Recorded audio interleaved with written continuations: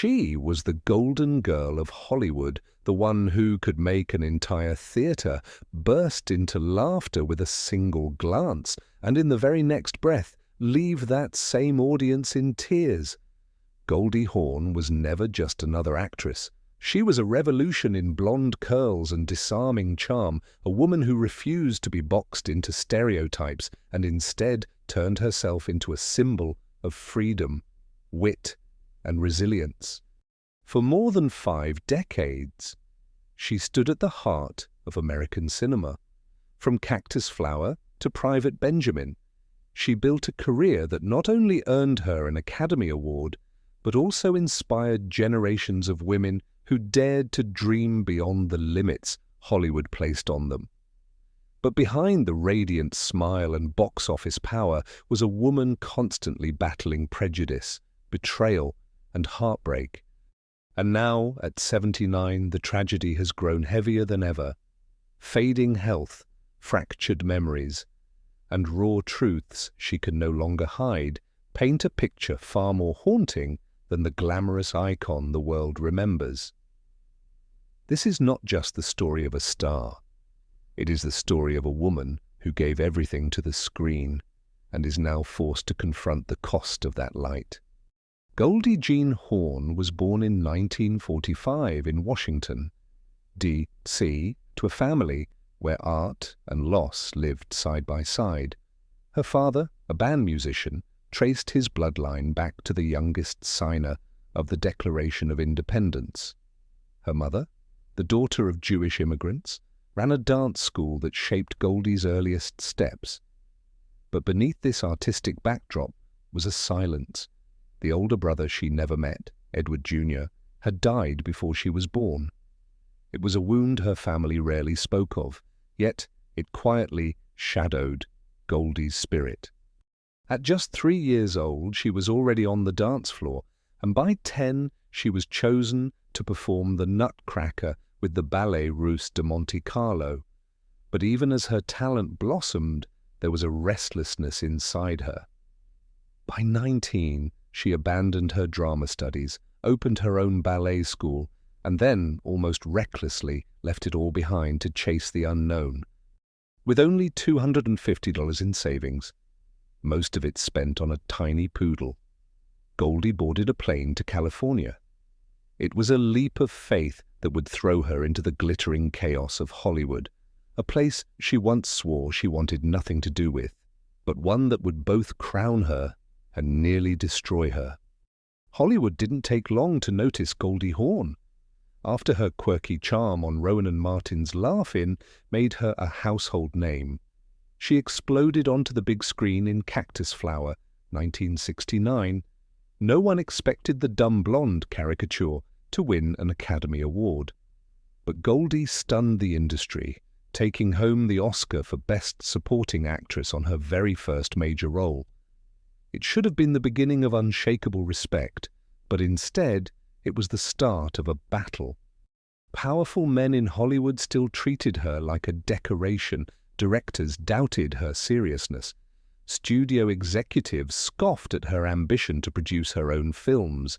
Even her Oscar win wasn't enough to silence the whispers that she was just lucky. Yet Goldie refused to stay quiet. In the 1970s and 80s, she headlined hits like Shampoo, Private Benjamin, and Overboard, transforming herself into one of the few women in Hollywood who could demand both creative control and box office dominance. But fame came with a darker cost. For every blockbuster, there were rumors, betrayals, and the constant effort to be taken seriously in an industry where men still held the power. Goldie had risen higher than anyone imagined, but in Hollywood, the brighter the light, the darker the shadows waiting to swallow it. If Goldie Hawn's career was a series of dazzling triumphs, her personal life often read like a scandal sheet. Her first marriage to dancer Gus Triconis crumbled under the weight of her skyrocketing fame. By the mid-1970s, she stunned Hollywood by divorcing Gus and immediately marrying musician Bill Hudson. At first, they looked like the perfect bohemian couple. But behind the smiles, The cracks were already spreading. Hudson later accused Goldie of infidelity, drug use, and deliberately keeping him away from their children, Oliver and Kate. Goldie denied the claims, but the marriage collapsed in bitterness. The feud didn't end with divorce papers. It poisoned the family for decades. In 2015, Oliver posted a scathing Father's Day Instagram calling Hudson out for abandonment. Bill responded by disowning both Oliver and Kate publicly, saying they were no longer my children.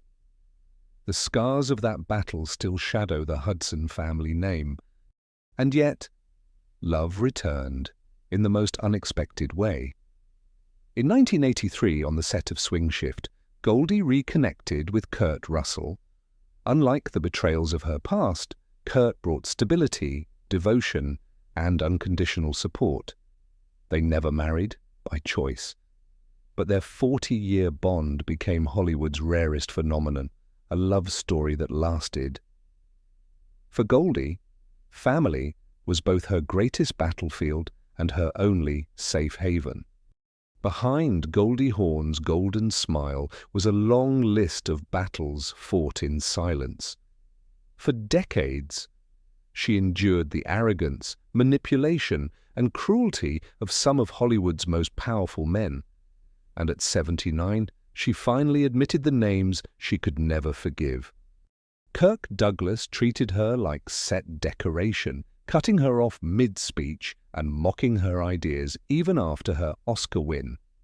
Warren Beatty pursued her relentlessly, then retaliated with rumors when she refused his advances. Chevy Chase, her co-star in Foul Play, constantly hijacked scenes, mocked her on set, and pressured directors to favor him.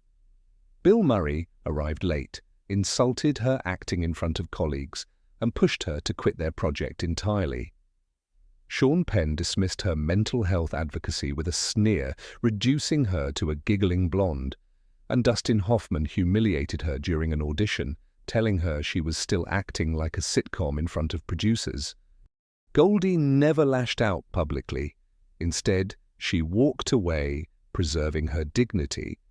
For her, silence was not weakness, it was self-defense in a brutal industry where women were often punished for speaking out. But these scars reveal the darker truth. Even icons like Goldie Hawn were never safe from Hollywood's cruelty. The world saw the cracks most clearly at the 2025 Academy Awards. Goldie Hawn, once the queen of effortless charm, walked the red carpet with Kurt Russell at her side. On stage, as she prepared to read from the teleprompter, she suddenly admitted with disarming honesty, "Sweetheart, could you read that? I can't, I'm completely blind." Cataracts. The audience laughed nervously, but the shock was unmistakable. For many, it was the heartbreaking proof that time had finally caught up with Hollywood's golden girl. That vulnerable moment was both tragic and powerful. It reminded the world that behind decades of box office triumphs and magazine covers, Goldie was human, fragile, aging, yet still brave enough to expose her weakness before millions. And perhaps that is her greatest legacy. She didn't just play strong women on screen, she lived it, surviving broken marriages, industry sabotage, and the relentless cruelty of fame itself. Her story teaches us that resilience is not about never falling. It's about standing tall even when the spotlight fades.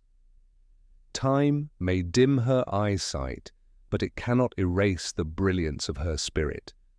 If Goldie Hawn ever made you laugh, cry, or feel less alone, share that memory in the comments. And don't forget to like and subscribe, because the untold truths of Hollywood's brightest stars deserve to be remembered.